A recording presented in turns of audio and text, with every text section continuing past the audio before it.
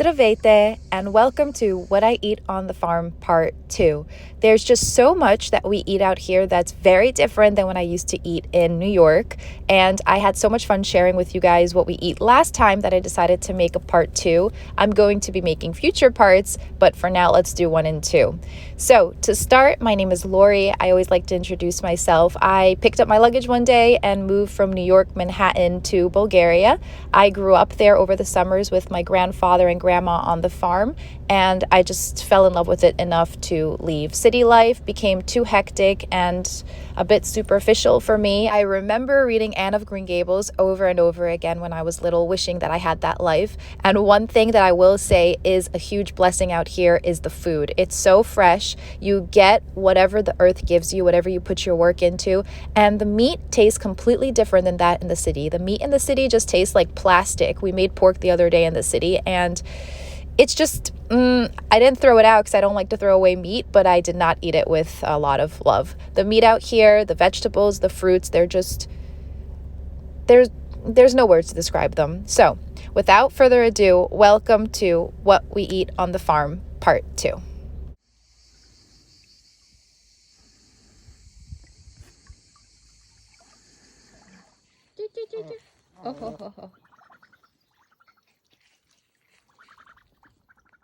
Good morning, everyone. Look at what a beautiful little surprise. Why are you sleeping here?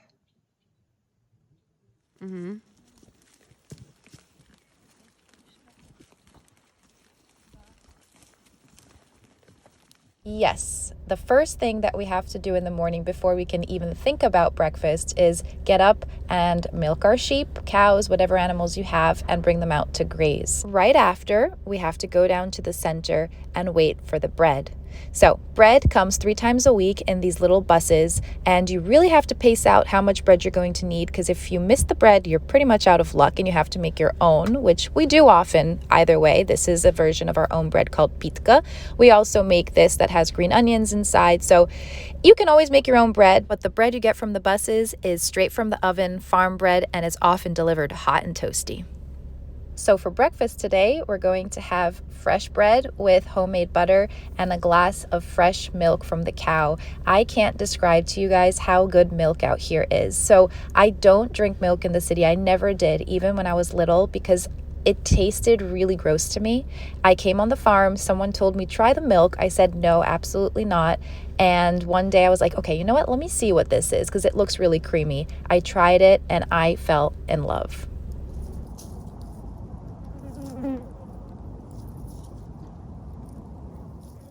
Over the summers, I love to go foraging for whatever the earth has to offer. We have a lot of blackberries out here on the farm, so this is a big treat for us, whoever likes to go and actually do the work to pick them. We also grow a lot of these beautiful plums that you see right here. This is a big treat also over the summer, and sneak peek, we can also make an alcohol out of them. But for now, let's just stick to this for breakfast. It's a little bit early for alcohol, but we'll get there soon. For lunch today, Lele Christina wanted us to go fishing so we can fry up some fresh fish. So over here, she's just telling us where she saw a lot of fish so we can go. By the way, what you saw her sewing there is tobacco leaves. People on the farm make a bit of money by drying tobacco leaves and selling them off.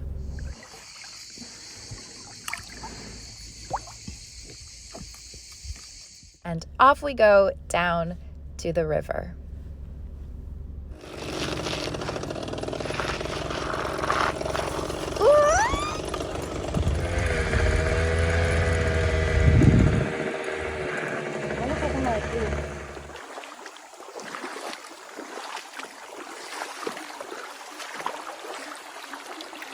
So here's our catch so far. These here you see, these are mriana. These are the most delicious fish.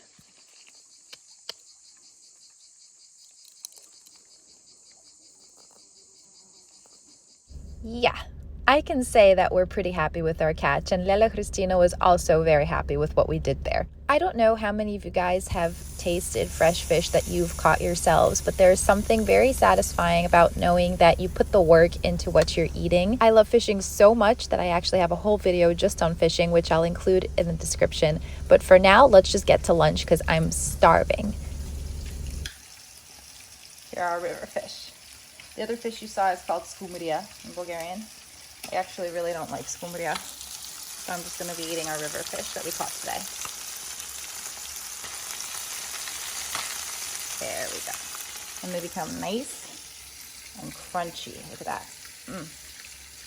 So good. And like I said, you could just grab him and eat him whole. Are you having fun? Are you having fun in the grass? Are you?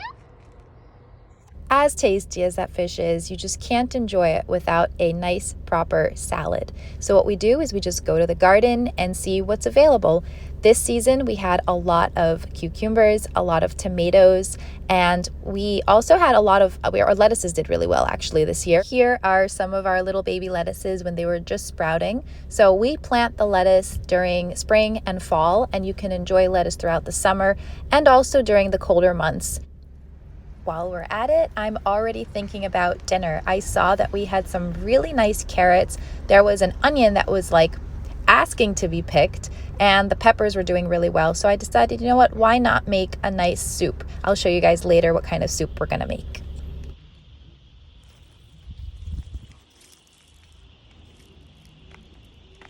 Okay, so this is attempt 2 at my baba's soup.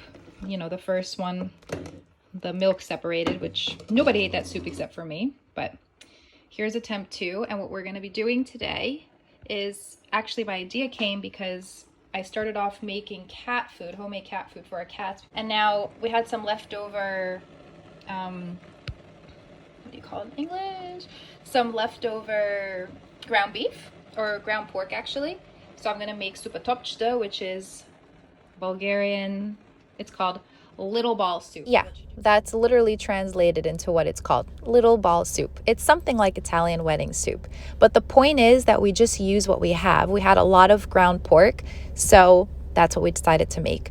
Now, the reason we had so much ground pork and the reason we have so much meat right now is because we recently slaughtered our yearly pig. I have a whole bunch of videos just on that.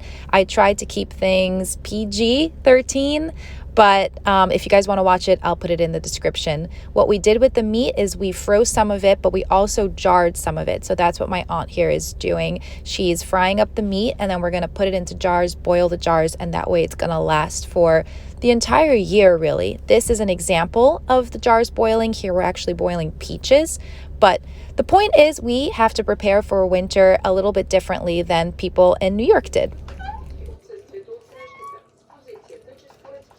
Stop.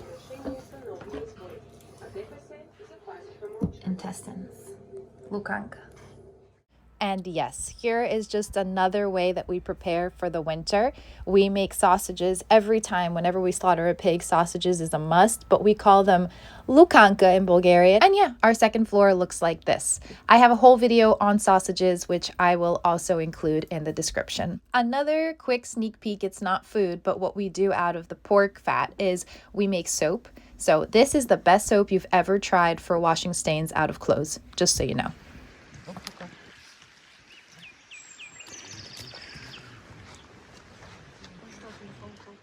And now what we've all been waiting for, dinner. And yes, this is also, part of it is from the pig that we slaughtered, but we also went out to a neighbor and bought some of his because we just had too many people over and we didn't have enough shanks.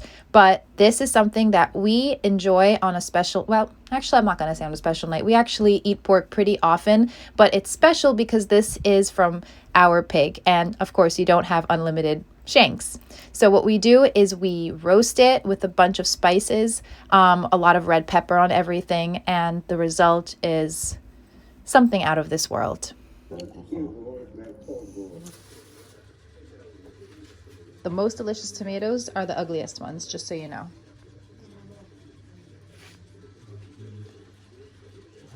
I love summer. I think you can tell by now that we're huge on salads, and what we're making now is Bulgarian shopska salad. It is the most popular salad and most traditional in Bulgaria, and its colors actually represent the Bulgarian flag, red, white, and green. And you put Bulgarian cheese on top of tomatoes and cucumbers. This is uvčarska salad, where you add some ham, some corn, some mushrooms, and some peppers, and it becomes magical. Why do we enjoy salad so much, you may ask? Well, this is why, because you enjoy salad when you drink rakia, our national drink. And rakia is made out of grapes traditionally. That's why you have so many grapes on the farm. We also make the best wine out of these grapes. So grapes are big in Bulgaria. There's actually an entire holiday on February 1st called Trifonov Den or Trifun Zarazan, which is dedicated just to grapes. And there's a whole ritual around the cutting of the grapevines. Another fruit that is very popular in Bulgaria and also works great for making rakia are the slivi, or in English, plums. The rakia tastes a bit different. I don't know how to explain the flavor to you guys, but if you're ever in Bulgaria, try grape rakia, slivova rakia, or plum rakia, and also try apricot rakia. I think apricot rakia has this amazing aroma to it that you don't find in any other alcohol, so definitely be sure to try it. And there you have it, another little sneak peek into what we eat on the farm. I really hope you guys enjoyed. If you did, if you could subscribe, like, comment. I really love reading your guys' comments. I'd appreciate it very much. And I hope to see you guys in my next video. Но защо си дигаш дупето? Why is your tush-tush in the air? Why is your tush-tush in the air? Huh? Why does your tush-tush go up? Uy, uy.